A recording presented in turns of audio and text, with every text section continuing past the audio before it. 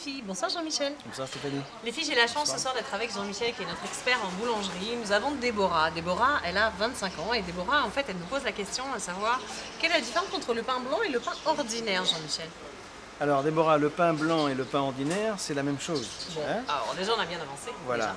Donc le pain blanc, pourquoi le pain blanc? En fait, le pain blanc, c'est parce qu'on retrouve à l'intérieur du pain une mie blanche. D'accord, très bien. Qu'est-ce qui fait que cette mie est blanche? Il y a plusieurs éléments, mais un essentiel, c'est que c'est une farine. Ce pain a été fait avec une farine D'accord. sans son, c'est-à-dire sans enveloppe du grain de blé. D'accord. Ce qui fait qu'on a une baguette qui contient très peu de fibres. Très bien. D'accord? Qui ne nourrit pas en fait. Qui nourrit, si, avec l'amidon, Oui, la farine, ouais. mais Moins. d'un point de vue nutritionnel, ça n'apporte pas grand-chose. D'accord. D'accord? Alors, une baguette pain blanc, c'est une baguette qui est effectivement ordinaire et qui apporte très peu, si ce n'est de satisfaire la faim. D'accord. D'accord? Ok. Après, la différence entre une baguette un peu plus évoluée, c'est une baguette ou un pain qui justement tient compte des aspects nutritionnels. Hein, ce besoin que nous avons d'absorber des fibres. Du coup, ça change de nom. Alors ça change de nom parce qu'on va l'appeler la baguette à l'ancienne. D'accord. On va l'appeler, comme chez nous ici, on a la baguette Cantonin ou on a la baguette Festival. D'accord. Voilà, hein, donc ce sont des produits qui sont élaborés avec des farines qui contiennent des fibres et qui évidemment vont donner une saveur particulière. Une saveur et puis une valeur nutritionnelle, comme tu disais, Exactement. qui est autre que le pain blanc.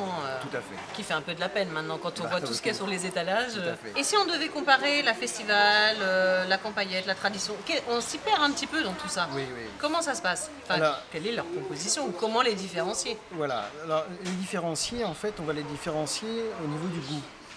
Alors, il y a l'aspect visuel parce que souvent les baguettes à l'ancienne sont un petit peu pointues. Hein.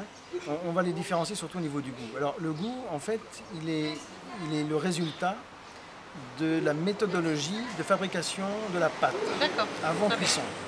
D'accord? Donc, par exemple, une baguette comme ici chez Antonin, on a une baguette Festival, une baguette Tradition qui est élaborée la veille pour le lendemain. Et on lui laisse des temps de repos. Ah oui, parce qu'il faut laisser la pâte se reposer comme un Exactement, gâteau. exactement. On laisse reposer la pâte.